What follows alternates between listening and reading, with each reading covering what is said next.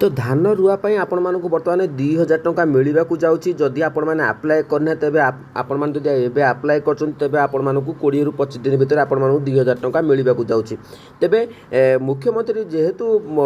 चाषी मानक एक सब बेले किसी ना कि अपडेट आणुचंती तेबे ये जो 2000 टंका आपण मानक मिल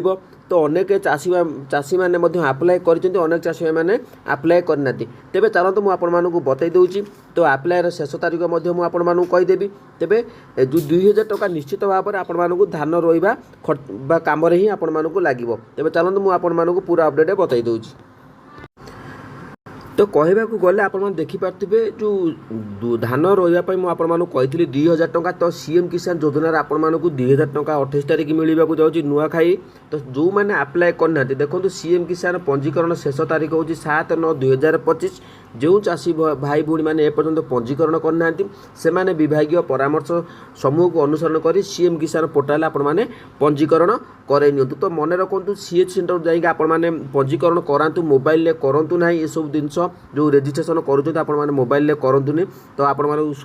सुविधा आप भावुं मु घरे बस करदेवी कि आपने सी सेंटर जाई कराई दिंतु तेज जदि आपने आप्लाय कर पंजीकरण कर सीएम किसान योजन तो आपण मानक 28 तारिख 100% आपण मानक मिलवा जाऊँगी सीएम किसान योजनार किस्ती तेबे नुआखाई आपण मानक मिलवा जाऊँगी तो नुआखाई अगस्ट 28 आपण मानकर पड़ुची तो आपण मैंने आराम से 2000 टंका पाइपर तो जो 2000 टंका मिलो आपण मैंने चाष कम लगे पारे तो कौन सी जिनस जदि जानापी चाहूँगी सीएम किसान योजन तेज कमेंट सेक्शन में कमेंट करूँ जहाँ भी जानापी चाहूँगी तो कमेंट रिप्लाई दवापाई चेष्टा करा जाउची।